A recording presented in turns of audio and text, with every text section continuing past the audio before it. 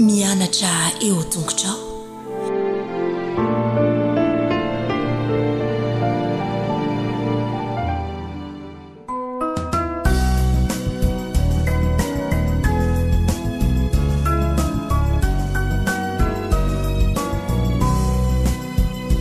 Emisaucanao Jesu malalo chachizao futona mamizao yanaranai antunguchao izahai izaipianachao kuambitenenare Jesu malalo izahai iainuchalanao kahirote nyavyamina itwecabecakawampunaya kuambitenenare Jesu malalo izahai iainuchalanao kahirote nyavyamina itwecabecakawampunaya irote nyavyamina itwecabecakawampunaya.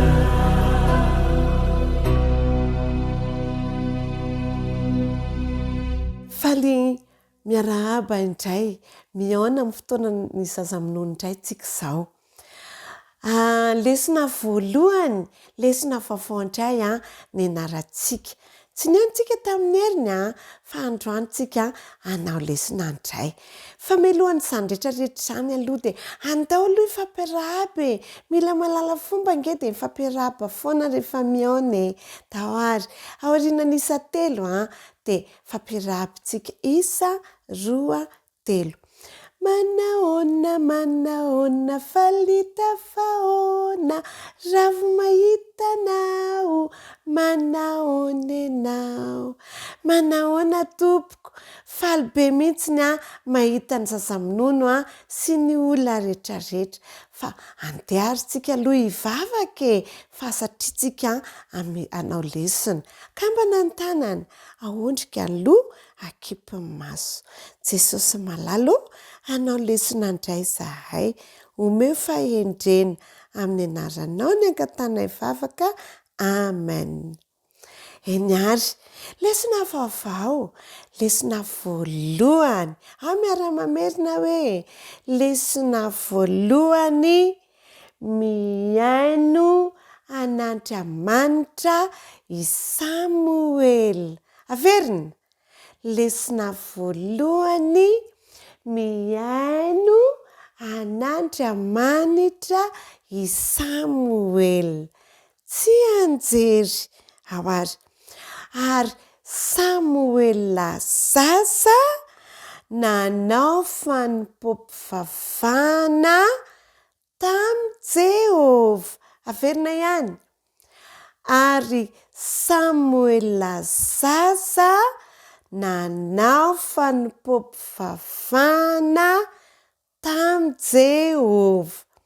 Zay efa enarantsika dia haintsika rehefa aveo dahoara hainoantsika ny tantara. Samuela sasalahy kely mbola kely dia tsy niara-mipetraka tamin'ny mamany tany an-tranony fa niara-mipetraka tamin'ny Ely tany am-piangonana tany amin'ny tabernakely. Mbola kely izy dia efa mipetraka tany sahady tsy niaraka tamin'ny dada sy neny dia Ely no niara-mipetraka taminy. Tena ampianarin'ny Ely Samuela hoe zao avy Samuela ny raharaha ataonao aty am-piangonana. Misy asa maromaro nasaina nataon'i Samuela. Mpanampy mahafinaritra any Ely i Samuela. Anankiray ataony zao rakizy dia mamafa ny tabernakely sy mamafa ny tokotany. Mazoto Samuela mamafa tsy rengeny fafakeliny dia andao nge ataontsika hira io asan'ny Samuela io ahoary mihaino tsara nareo a Samoela zaza ty manampy mpanompo tsara any Jehova Samoela zaza ty manampy mpanadio izy zay le hira Samoela zaza ty manampy manompo tsara ny Jehova Samoela zaza manadio izy zany angendra raha Samoely mahay manadio amin'ny kifafakeliny iny izy de rehefa avy eo indray de nampianariny Ely indray izy hoe zao koa Samoela anjara asanao akoatrany ny manadio iny de manadio ihany koa ny fitoeran-jiro io nge misy fitoerana jiro tsara tarehy be io de fafana amin'ny lamba kely diovina tsara tsy avela misy vovoka mipetrapetraka de andao indray ange ataotsika irandray io asan'ny Samoela manadio ny jiro io sady jereny foana nge le jiro mba tsy ho faty andrasany tsara de zao indray ary le hira Samoela zaza ty manampy mpanompo tsara any Jehova Samoela zaza ty manampy mandrehitra jiro averina nge Samoela zaza ty manampy mpanompo tsara any Jehova Samoela zaza ty manampy manadio izy de rehefa vitan'ny Samoela daholo rakizy ny asany rehetrarehetra mandritra ny tontolony andro de rehefa tonga ny alina de manino ny Samoely matory efa matory Ely de zay Samoela vo matory de matory Samoela tamin'iny alina iny rehefa natory izy rakizy tena eno feo nisy feo niantso Samoela de gaga be Samoela hoadray ary toa misy feo zany miantso anazy zany izy ary zany miantso anazy zany de inao izy nareo nataony Samoela nitsangana izy mandeha makany amin'ny Ely de miteny amin'ny Ely hoe Ely miantso ananga ianao de andao indray ataotsika hirandray ara zay le hoe Samoela natory zay natory izy tany farandray ataotsika an'izay andao indray ataotsika Samoela zaza ty manampy mpanompo tsara any Jehova Samoela zaza ty manampy matory izy de averintsika indray rehefa natory ange Samoela rakizy de naheno feo izy de toy izy atsika amin'ny herindray zany ny tantara fa nisy niantso rakizy Samoela tamin'ny alina tangefa enotsika indray amin'ny heriny ny toy an'ny tantara fa andao faranatsika ny fotoana aloha de mandeha makany am-piangonana rehefa feo ahoarany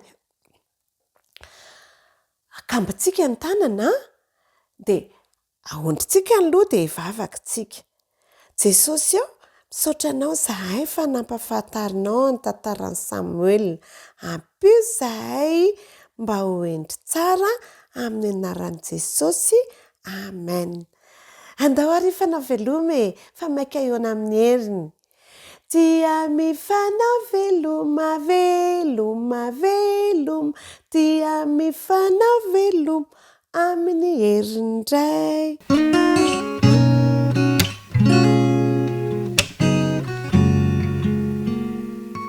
faly miarabantsika rehetra indray ry zazaboto namako tratry ny sabata daholo sika rehetra de andeha sika hisaotra an'Andriamanitra noho izay fitahin'izay hiaraka hivavaka aloha sika akambana ny tanana ahondrika ny loha de akipy ny maso hiara hivavaka ary sika Jesosy zokinay misaotra betsaka no fikarakaranao anay, no ny fitahinao anay nandritra ninenemana iny dia omenao sabata fitsaharana izahay mba hiarahana aminao. Omeo fahendreny izahay fa hiain'ny teninao amin'ny anaran'i Jesosy. Amen. Ny lohatenin'ny tantara izay hojerentsika indray amin'ity anio ity dia mitondra lohateny hoe ny fanomezana natolo-triana ho an'Andriamanitra. Ny fanomezana natolo-triana ho an'Andriamanitra. Inona ary rak'izy izany fanomezana izany? Fa izao aloha ny tsy anjerintsika dia ao amin'ny Samuela voalohany toko voalohany 2:20. Samuela voalohany toko voalohany 2:20. Zao le tsy anjery hoe amin'ny andro rehetra iainany dia voatolotra ho an'i Jehova izy. Amin'ny andro rehetra iainany dia voatolotra ho an'i Jehova izy. Bravo! Dia andao ary anaraka ny tantara sika e!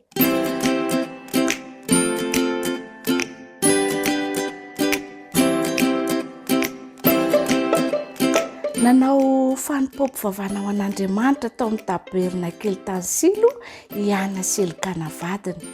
Nivavaka mba hanana zanaka i Ana. Nangataka tamin'Andriamanitra koa i Eli-pisorona izay efa antitra mba hanomezany an'i Ana izay tadiaviny. Rehefa niverina tany an-tranon'ny Ana dia variana nijery ireo ankizy nifanenjika sy nilalao. Nitsiky tamin'ireo ankizy nikotaba sy sepotra milalao i Ana. Nitsiky tamin'ireo zaza ireo koa izy. Notazoniny ho azy ihany aloha ny tsy ambaratelo ny hatreto. Ho tonga reny ihany izy rehefa ela ny ela. Indray andro niteraka zazalahy kely tokoa i Ana. Nojereny tsara sady volony olo sy ireo sofina kely mafatifaty. Nisafosafoiny ny hodiny malambolambo dia nisainy koa ireo ratsan-tanana sy ratsan-tongotra kely. Nataony Ana hoe Samuela ny anaran-janany satria ny dikany hoe Samuela dia hoe nomen'Andriamanitra. Nangataka zanaka tamin'Andriamanitra mihitsy izy ary novalian'Andriamanitra izany fangatahana izany.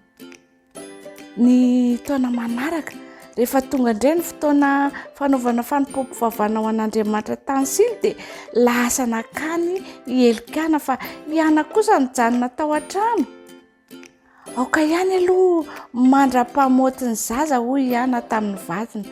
Fa rehefa izany dia hitondra azy ho any amin'ny tabernakely ary hitoetra any hanompo ny tompo izy. Ko rehefa nialehibe Samuel afaka nihinana sakafo toy ny olona rehetra dia nentiny Ana tany amin'ny tabernakely izy araka ny efa nampanantenainy. Tsaronao ve hoy izy tamin'ny Eli-pisorona? Nitsangana teto amin'ity toerana ity nivavaka tamin'ny tompo omeny zanaka. Dia nomeny ity zazalahy kely mahafinaritra ity ary tonga ankehitriny hanatitra azy ho an'ny tompo. Ho an'ny tompo mandritra ny androm-piainany rehetra ny izy. Hanampy anao ato amin'ny tabernakely amin'ny fomba maro samihafa i Samuel. Nibanjina ny Eli-pisorona Samuel. Tsy natahotra velively nitoetra aminy ao amin'ny tabernakely izy. Na dia mbola zaza azy izy dia afaka hanampy sy mpitondra ny fiangonana. Nataony izay rehetra vita no fanampiana an'ity mpisorona efa antitra. Nalahelo an'i Samuel ery Ana, saingy fantany fa nety ny zavatra nataony. Efa tsy andriny ery izay andehanana ny Silo hanaovana fanompoam-pivavahana isan-taona. Ka rehefa makany amin'ny tabernakely ihany isan-taona dia mitondra akanjo vaovao an'i Samuel foana. I Eli-pisorona kosa indray dia mivavaka ho an'i Ana sy Elikana foana sady mitsodrano azy ireo hoe omen'Andriamanitra zanaka maro anie ianareo.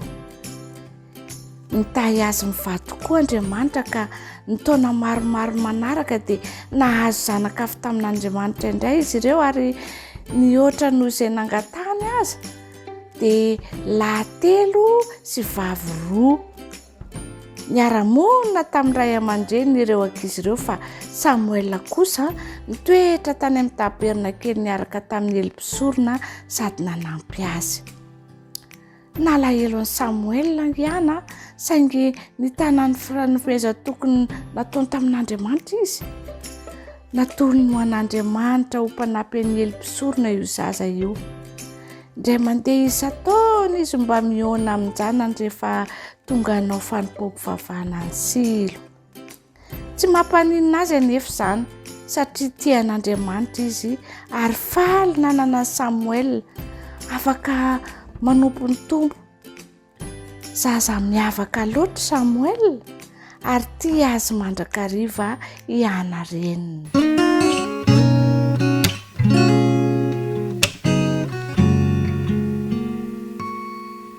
Manao ana daholo ianareo rakizy namako, mino aho fa faly itsika tsirairay avy eo am-panarahana indray ny famotinana ny lohahevitrintsika.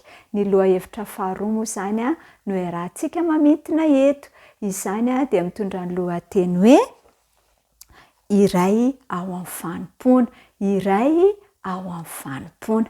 Manana hafatra manokana ho azy ianao rakizy Jesosy amin'ity maraina ity amin'ny alalan'izany lohahevitra izany dia tsy inona fa manomana antsika ho tia vavaka Andriamanitra. Ny andalan-teny izay nataontsika tsenjery dia hitantsika eo amin'ny asan'ny apôstôly toko voalohany andininy 4:10. Asan'ny apôstôly toko voalohany andininy 4:10. Ireo rehetra ireo dia niraisaina ny vavaka ambany vehivavy sy Maria renin'i Jesosy ary ny rahalainy. Andao nge ho averintsika tsara ireo rehetra ireo dia niraisaina ny vavaka ambany vehivavy sy Maria renin'i Jesosy ary ny rahalainy. Asan'ny apôstôly toko voalohany andininy 4:10. Sitraka Jesosy tokoa nge rakizy raha tonga ankizy kely tia vavaka itsika tsirairay avy, ka dia andao anaraka ny tantara indray ary.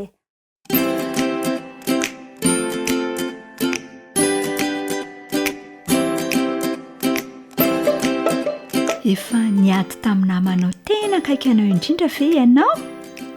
Tahaka ny ahoana izany? Inona ny fiovana nentin'izany teo amin'ny fihetseham-ponao mikasika ny namanao? Mora ve ny niarananao zavatra tamin'ny taorian'izay? Ny fanditra matetika rakizy ny mpianatra Jesosy. Ianao iangiary ny tantara ahitanao izay zavatra nampiova azy ireo. Ny fidy 12 Jesosy mba ho mpianany na sakaizany manokana.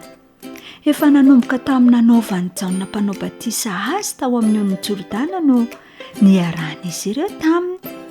Dia niara-dalana tamin'i Jesosy hatrany izy ireo mandra-pahatonga ny fotoana nanomboana azy tamin'ny hazo fijaliana. Indray andro izy ireo no niain'ny tantara mahafinaritra no tantarainy. Niaraka nakany amin'ny tempolo izy ireo. Ren'izy ireo izy nanazava ny soratra masina. Ny tena nahafinaritra indrindra dia ny fahitany an'i Jesosy nanasitrana ny olona. Fantatra izy ireo ny tanàna iray manontolo izay nisy olona sitrana satria efa nandalo tao amin'i Jesosy. Niezaka nilaza tamin'izy ireo izay zavatra hitranga aminy anefa Jesosy. Nolazainy fa ho faty izy ary hitsangana indray. Tsy niaino anefa izy ireo sady tsy nahazo izay tiany ambara raha teo no averin'izy ireo fa ho tonga mpanjaka ety an-tany mihitsy nge Jesosy ary hanafaka azy ireo amin'ny Romanina. Ny fanditra matetika ihany koa izy ireo rakizy. Ny amin'izay mpianatra lehibe indrindra ny angavy ny fanampin'ny reny mihitsy moa Jakoba sy Jona. Ny talao tamin'i Jesosy io reniny io avy eo. Raha mba azo nomena toerana eo ankaviany sy eo ankavanany izy mirahalahy. Nahatezitra ny mpianatra sisa izany fihetsika izany. Taorian'ny nitsanganany tamaty dia niaraka tamin'ireo mpianany sy ny mpanaradia sasatsasany indray Jesosy nandritry ny 70 andro. No hazavainy ireo faminaniana momba ny nahaterahany sy ny nahafatesany sady no resany taminy ny amin'ny fanjakan'Andriamanitra.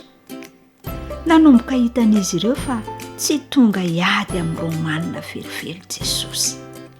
Takatr'izy ireo koa tamin'izany fa tsy maintsy miverina ny an-danitra indraingy Jesosy. Na izany aza dia nanome toky izy fa tsy ho irery izy ireo. Andefa ny fanahy masina hiara-dia amin'ny mpanaraka azy izy. Taorian'ny akaran'i Jesosy tany an-danitra anie dia nanome azy ireo toro lalana mazava tsara Jesosy. Tsy maintsy mitoetra ao Jerosalema aloha izy ireo, miandry ny fanahy masina. Ny haino sy nankatoa azy tamin'izay izy ireo tamin'ity indray mandeha ity rakizy. Nandritra ireo andro ny andrasany ary dia zavatra mahafinaritra no nitranga. Nanjary ny fankalala toetra bebe kokoa ange izy ireo toa tsy nisy dikany intsony ireo adiady taloha. Nanjary ny ray saina izy ary samy naniry hanompo an'Andriamanitra. Hoy mantsy ny Baiboly ao amin'ny asan'ny apôstôly 2:1 naniry ny hitoro ny vaovao mahafaly momba an'i Jesosy izy ireo. Nambarany tamin'ny olona fa tonga teto amin'izao tontolo izao i Jesosy ary maty ho an'ny olona rehetra.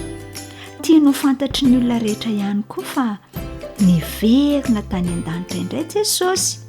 Vonona ihany koa izy ireo hilaza fa mbola ho avy indray izy hakatsika ho tiany aminy. Nampiray azy ireo rakizy ny vavaka. Ny vavaka no nitarika azy ireo hanana tanjona tokana dia ny hanompo an'Andriamanitra. Afaka mitarika antsika amin'izao fotoana izao ho toy izany koa ange ny vavaka manomana antsika ho amin'ny fanontona ny vavaka. Koa asain'i Jesosy ary ianao andaontsika rakizy azoty vavaka.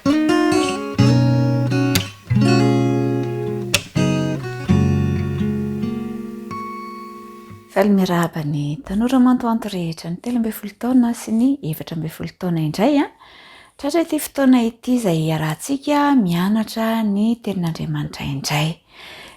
Lesona faharoa ny ianarantsika tao anatin'ny herinandro iny izay miresaka ny amin'ny hoe mifehy ny fihetseham-po. Mifehy ny fihetseham-po. Ny tsinjerintsika dia ao amin'ny Salamy 150 andininy 10 andeha iarahantsika mamerina izany. Amorony fo madio Andriamanitra ary avoziorina marina ny fanahyko ato anatiko. Izay no tsinjerintsika mino fa hainao izay. Tao anatin'ny tanàna anankiray dia nisy zazalahy anankiray teraka. Io tanàna izay nisy azy io dia tena tanàna ratsy tokoa. Ny tombo izy nanao ny asa aman-draharaha izay fanao ny rainy ny rainy dia mpandrafitra dia nanao an'izay asa izay koa ity zazalahy ity. Ny aina toy ny olona rehetra izy ary nanana tanjona teo amin'ny fiainana. Rehefa ny tombo ny lehibe izy dia toy ny mpamita hiraka sisa ny nahitana azy. Manao mandeha mitety vohitra sy tanàna izy mampianatra, manao zavatra maro ihany koa, nanao fahagagana ihany koa. Ary nanomboka teo rehefa nahita ny fahagagana nataony ny olona dia maro ny nanaraka azy. Nisy ihany koa nefa ireo izay tezitra noho ny fialonana an'ity olona tsotra ity. Hainao ve izay tantara izay? Tantaran'i Jesosy izay. Tonga teto tany Jesosy mba hiaina toy ny fiainana misy anao, ahatsapa izay zavatra tsapanao. Ka ninona fihetseham-ponao izany dia tadio fa efa nandalovan'i Jesosy ireny rehetra ireny dia azonao atao ny mitoky amin'i Jesosy satria efa niainany izany rehetra izany. Tonga Jesosy mba hanome antsika ohatra momba ny fiainana. Nandalovany avokoa ny zavatra rehetra, nahajoro izy teo anatrehany fakapanazy nalefa ny Satana. Ianao ihany koa azonao atao ny manahaka ny ohatra nataon'i Jesosy ary azonao atao ny mangataka fanampiana aminy raha toa ka misy ny toe-javatra izay sarotra lalovana eo amin'ny fiainanao. Tadidiro tanora mantoanto fa indraindray isika amatanora-tsika dia miovaova be ihany ny fihetseham-pontsika. Indray faly, tsy fantapatatra eo dia tezitra, manjombona, malahelo, mifangaro avokoa ireny rehetra ireny. Ka ilaintsika ny mianatra ny mifehy ny fihetseham-po. Ilaina ny mianatra ny fehany izany fihetseham-po izany. Tsy haintsika amin'ny herin'ny tenantsika anefa izany amin'ny maha olombelona antsika fa ilayntsika ny mandray hery hafa avy any ambony a mba hahafahantsika mifeha izany fihetsem-pontsika izany. Indraindray mety hoe zavatra kely tsy tohinana akory dia nahasorena antsika dia lasa simpa ny tontolo amintsika iray manontolo. Fa izao andao sika ianao fanandramana amin'ny herinandro izay ho avy iny ka ny zavatra izay miseho amin'ny fiainantsika dia ho raisitsika an-tsoratra. Raisitsika an-tsoratra ny fihetsem-pontsika hoe inona avokoa no nahafaly, inona no mety nampalahelo, inona no mety nahasorenanao ka nahatonga anao tsy hivoaka ny trano na tsy nentinanao raharaha. Dia rehefa mifarana ny herinandro dia jereo hoe inona no tena betsaka indrindra tao anatin'ny fihetsem-ponao dia amin'izay azonao atao ny manitsy azy. Rehefa fantatrao ny toetranao ny toe-ponao dia azonao entiny eo amin'i Jesosy izany. Hoy izy hoe makanisa ty amiko ianareo rehetra izay miasa fatratra sy mavesatra entana fa izao no hanome anareo fitsarana. Anisan'ny fihetsem-po mavesatra ny mety hoe fahatezerana na ny alahelo kanefa Jesosy dia manome fitsarana ho an'ny tsirairay avy raha manatona azy sika ka mametraka n'izany ho eo amin'i Jesosy. Dia manomboka izao ary dia andeha isika hitondra ny fihetsem-pontsika eo amin'i Jesosy dia izy no hanampy antsika mba hanana fifaliana mandrakarivintsika mba ny fihetsem-po tsara hatrany no hita eo amin'ny fiainan'ny tanora 13 taona sy 14 taona rehetra. Dia mirary soa ary dia ho amin'ny manaraka indray veloma daholo.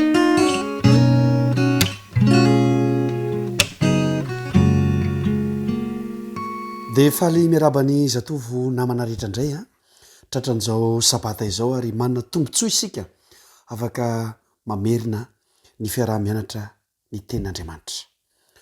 Fampitandremana ny amin'ny tafiodrivotra, zay le lohateny, fampitandremana ny amin'ny tafiodrivotra. Jeremia 9:7 dia zao voalaza.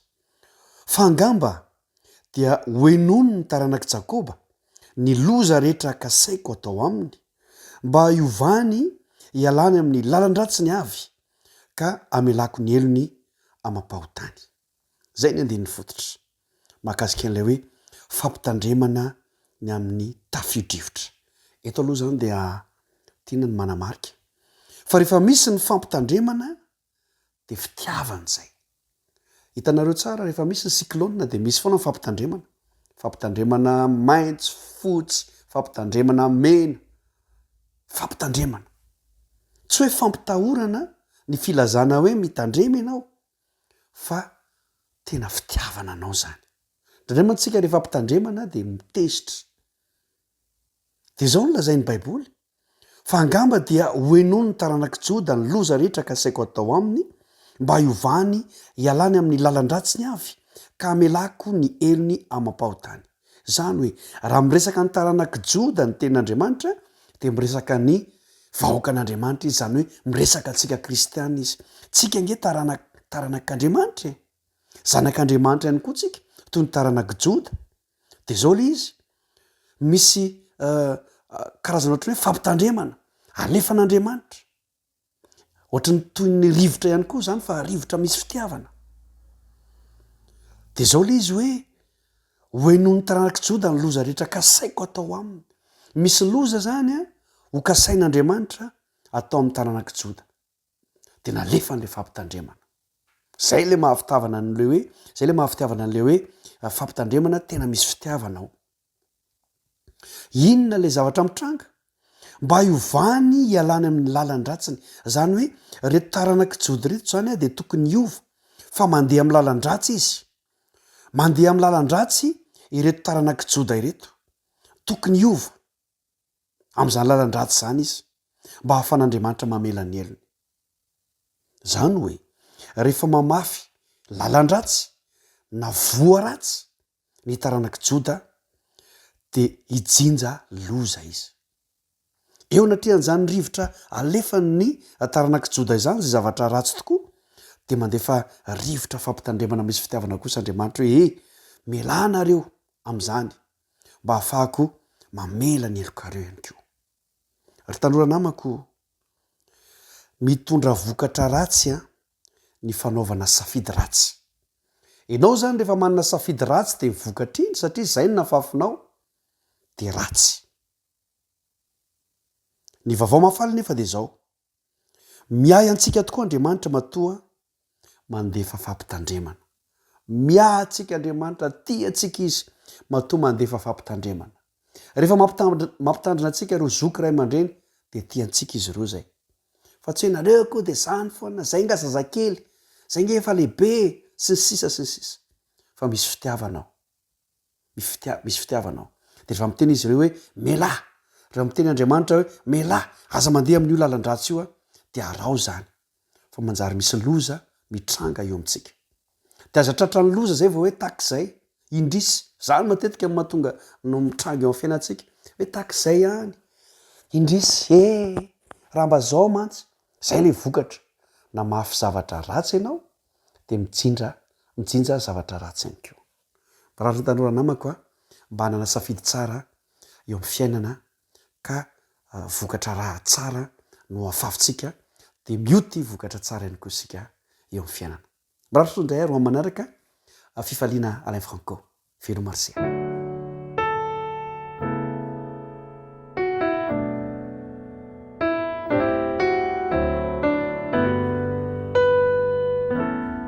Ampifaliana indray no iarahako aminao amin'ity maraina ty amin'ity ora ity a. Afaka miara-mianatra indray ny lesona faharoa isika amin'ny filazantsara ny Marka zay mety nampitondraina aloha teny hoe tompo maso momba ny asan'i Jesosy. Ho aminao mandrakarivany ny fiadanan'ny tompo. Amen. Milohan'ny andiniantsika ny lesona ary dia andeha hiaraka hivavaka isika. Tompo Andriamanitra io misaotra anao indray izahay noho ny fotoana sarobidy zay mbola omena aminay ahafahana miara-mianatra mandinika ny teninao, mamelay ny helokay ary aoka ny fanena masina kosa no mamomba anay ka hametraka ny teninao aty anatinay mba ampahiranay zany ary anaovanay fanandramana ny amin'ny fiainanao avy rehetra. De mita izo ampiara-mianatra amiko zao naran'i Kristina ankatanany vavaka. Amen. Tompo maso momba ny asan'i Jesosy. Ny andinina natao tadidina dia amin'ny filazantsara Marka toko voalohany ka ny andininy fahafito ambin'ny folo zay mivaky toy izao manao hoe ary hoy Jesosy taminy, andeha anaraka fa ataoko mpanaraka olona ianareo. Antso manokana izany miantefa amiko sy aminao ho antsika rehetra, tsy ho an'ny mpianatra tam'izany fotoana zany ihany fa ho antsika ihany koa ankehitriny satria mbola miantso antsika Jesosy. Ny filazantsara efatra dia samy nampafantatra ny asa fanompoana ataon'i Jesosy zay daholo ny fanombohany ny asa nataon'izy ireo raha toka milaza ny amin'ny fiantsoana mpianatra sy ny toroteny-bohatra ny filazantsara ny Matio. Ny filazantsara amin'ny liko andray dia mitantara ny toroteny voalohany taon'i Jesosy tao amin'ny sinagoga tamin'ny andro sabata tao Nazareta. Ny filazantsara ny Jaona indray dia mitantara ilay fiantsoana mpianatra ihany koa sy ny fampakaram-bady taokana. Ary ny filazantsara ny Marka dia mitantara ny fiantsoana mpianatra efatra, ny tontolon'ny sabata anankiray zay tsy antonoana teo amin'ny tantaran'ny fiangonana tany Kapernaomy ary ny toe-javatra tao aorianany zany sabata izany. Zay no diniantsika amin'ity androany ity. Kanefa io sabata ny raha voalohany tao amin'ny Kapernaomy io no nampafantatra sady tamin'ireo olona manao hoe iza moa Jesosy, mombamomban Jesosy zany. Ary dia hitantsika zany amin'ity androany ity. Ka mizara telo mazava tsara ny dinidinika ifanaovantsika eto androany. Ny voalohany dia izay le fiantsoana ny mpianatra izay. Ary ny faharoa dia ny tontolon'ny sabata ny rahan'i Jesosy zay fanompoam-pivavahana tsy hay antonoana. Ary ny fizarana fahatelo farany dia ireo asa manokana fanompoana ataon'i Jesosy tao aorianan'izay sabata izay. Zany hoe taritiko ianao andao mba hiaraka amin'i Jesosy isika mandritra ny andro vitsivitsy. Ka ny filazantsara ny Marka toko voalohany tapany faharoa zany no mampianatra antsika manome antsika zany traikefa amin'ny fiarahana amin'i Jesosy izany. Inona ary? Ilay voalohany mialohan'ny sabata zany raha ny tena marina dia ilay fiantsoana ny mpianatra.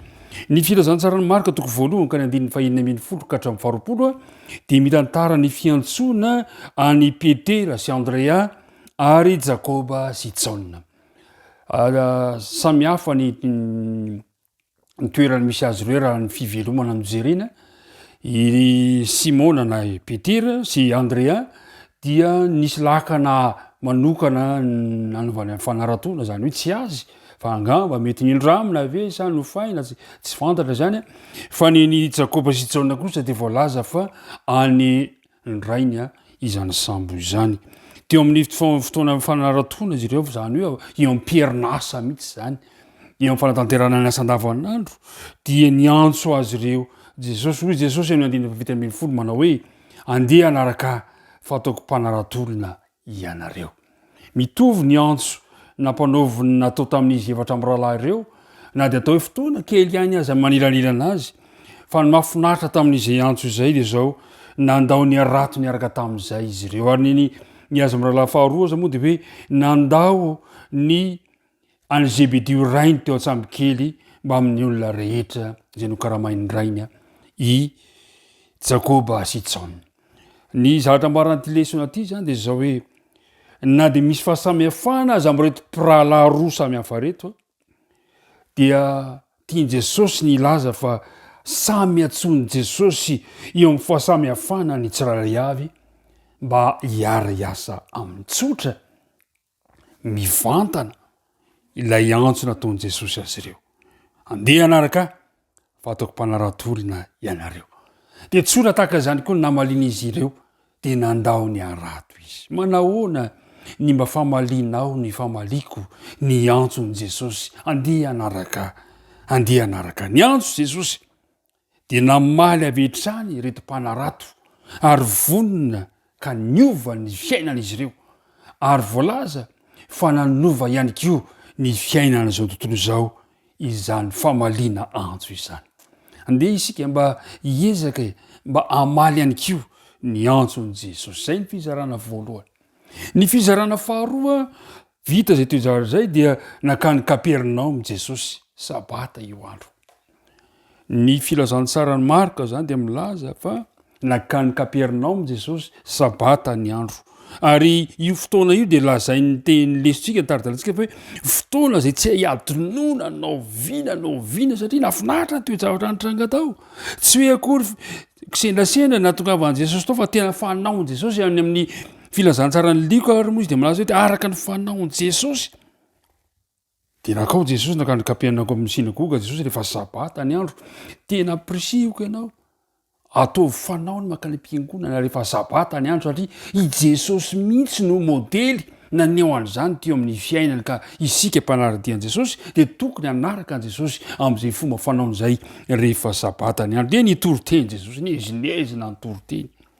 ary ny zavatra nafinaritra de zao am'dininy faharoa amby roapolo amin'ny marika toko voalohany de izy hoe de gaga ny olona tamin'ny fampianarana miao am-piangonana zany de misy olona tena gaga tena mandray fampianarana mandray ampony fampianarana talanjona izy ireo fa nanaitra indray tao anatin'izay toezavatra zay raha mbola nitoroteny jesosy de nisy lehilahy anankiray demoniaka nitsangana ka noteny ary mpiara-mianatra namana izany mahavariana fa ao am-piangonana mbola misy olona demoniaka mahavariana isika mieritreritra fa zava-masina sy olona masina no tena nihiditra am-piangonana fa tsy zara tahaka zany kanefa de nisy zany toezavatra zany ary nitsangana ty lehilahy demoniaka de niika izy tao anatrehan'izany fampianarana mezinezina zany ka nalohbavy manao hoe moa mifanina kory zay sy anao ry jesosy avy Nazareta fantatro fa ilay masina Andriamanitra ianao tena resy lahatra nanaiky nalalany jesosy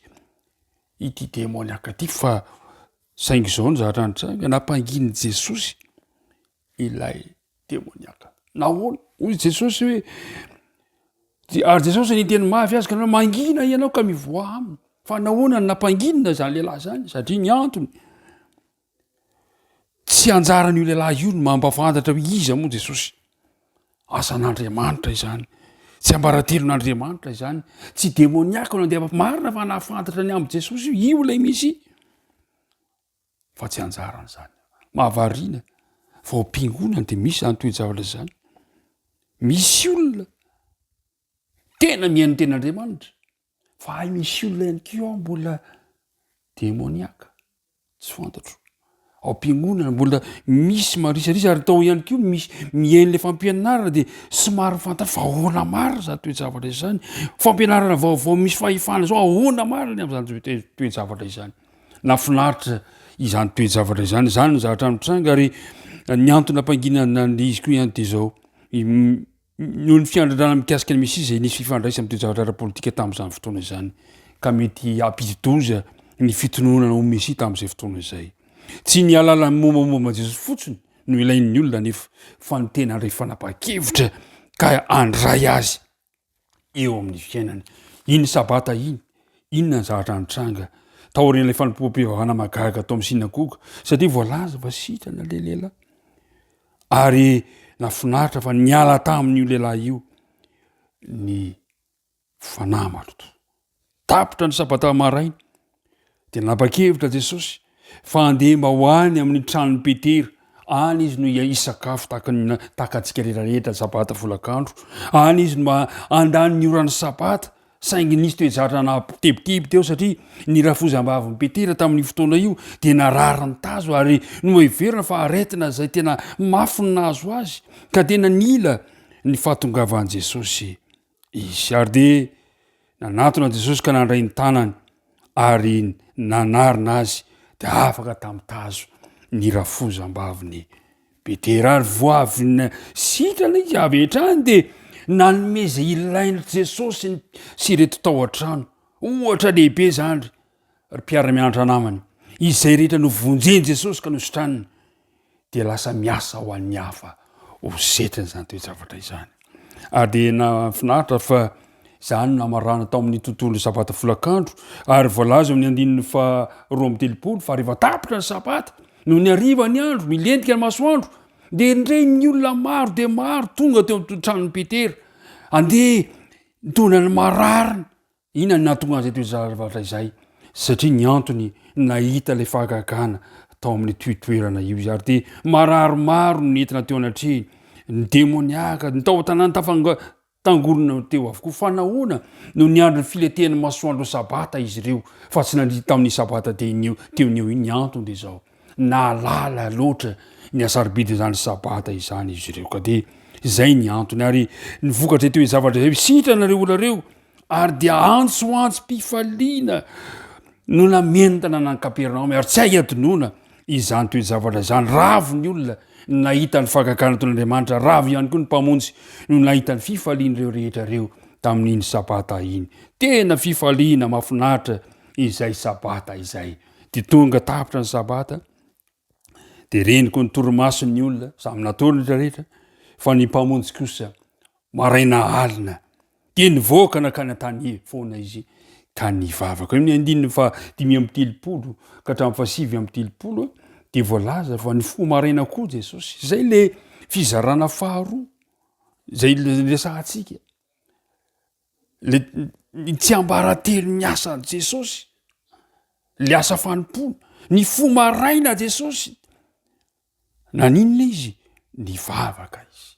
tena zany ny fiainan'ity Jesosy tsika ity zany ny fiainan' Jesosy nivoaka nakany an-tany foana ka nivavaka mafinaritra fa zany fiainan' Jesosy manera ny filazany tsara de ahitantsika fa Jesosy de olo nivavaka ary zay no tsy ambaratelo ny asa fanompona ataon' Jesosy vavaka naharitra ny vavaka tamin'Andriamanitra nandritry ny alina Jesosy misy fotoana zany izy maraina ny mivavaka misy mandritry ny alina manontolo ny mivavaka azonao atao zany manao zany tsy hoe mitovy foana fotoana ivavahana fa afaka manovanova izany ianao azo atao ny miova mahazatra amin'ny fanaovana ny fanovavana ny ora fivavahana fa ny zava-dehibe tena nila vavaka Jesosy tena tahaka an'izany koa isika raha Jesosy no mila vavaka mamana hoana ny abetsan'ny vavaka tokony ho lany antsika amin'izao vanim-potoana izao vita izay vavaka izay de voalaza fa nandeha nakany amin'ny toerana hafa Jesosy nakany Galile ka de nitory teny tamin'izany toerana izany ry mpiara-mianatra namana isany mahafinaritra ny asan'i Jesosy fa Jesosy tia vavaka Jesosy tia manao soa Jesosy vonona ny anasitrana anao ary Jesosy mitory ny filazany tsara mandrakariva eo amin'ny andininy fa 100 tsika izao eo amin'ity tantara ity de nahitana toe-javatra anankiray efa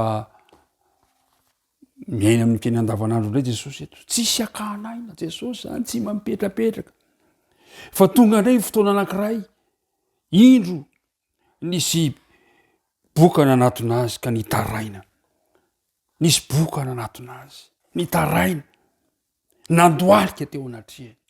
Jesosy io azonao hitarainana, Jesosy io azonao andolehana. De ozy raha mety ianao de mahay manadio aboka zany io olona io.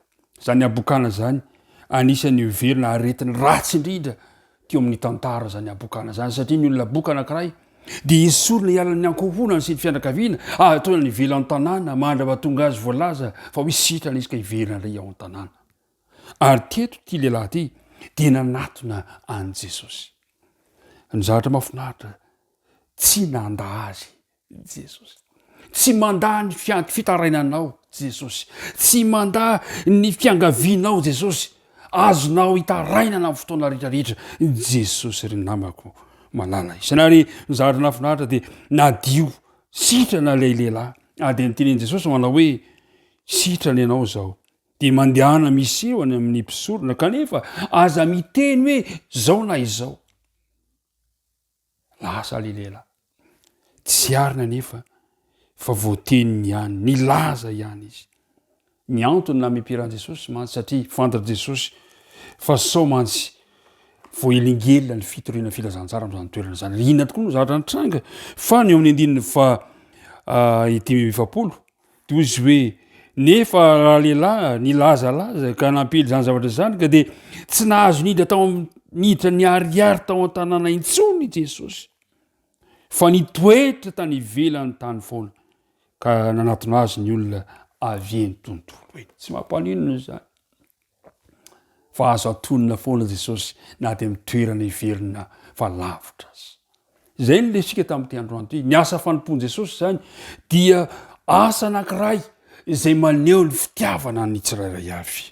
Ka raha vitinina zany vetivety zany toy-javatra zany de zao i Jesosy ilay lehilahy anankiray manana fahefana hiantso azy anao. I Jesosy lay afaka manome fifaliana mandritra ny tontolo sabata, ary afaka mahatonga fahagaganao anao, fanovana fiainanao mandritra ny tontolo sabata. Ary fara de zao, Jesosy de lay azo hitarainana, afaka manadio anao, afaka manasitrana anao, naiza ary na inona toerana misy anao. Zany ny asa fampona ataon Jesosy ka dia nifindrafindra toerana izy nifangaro tamin'ny karazan'olona maro samihafa izy.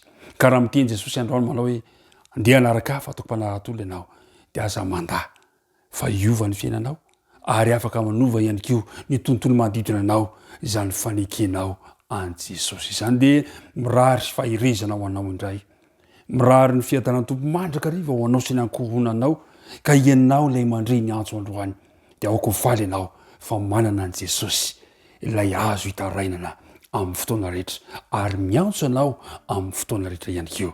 Ka isika rehetra anaiky zany antsony izany, ny tompony hombanao sy ny ankohonanao. Amen.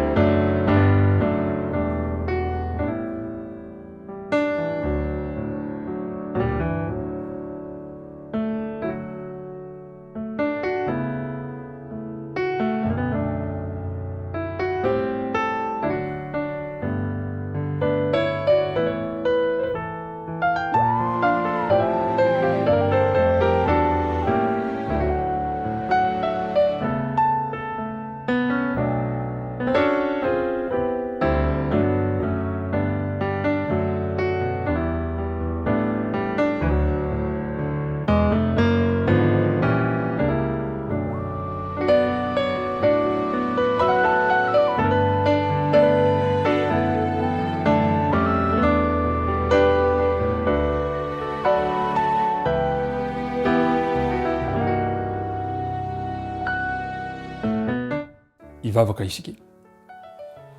Andriamanitra rainay any an-danitra misotranao indray izahay noho ny fotoana sarobidy izay nomenao anay sy ty mpiara-mianatra amiko ity ka ahafahanay niaraka nandreny asa fanompoany Jesosy ka natsapanay fa fitiavana no nanehony an'izany. Ampianaro zahay mba hanana izany toetra izany. Nampianaro anay ihany koa fa Jesosy dia tena olony vavaka, olony fivavahana. Aoka ihany koa zahay mba hanapa-kevitra ho tia ny miresaka aminao amin'ny alalan'ny vavaka. Dia mitahiry anay, mitahiry izao mpiara-mianatra amiko izao ary ny fanatitra izay nataony teo ane mba hitondra fivelarana sy fahasoavana amin'ny asanao. Ny vavaka dia tonononay sangatany aminara Jesosy reriany. Amen.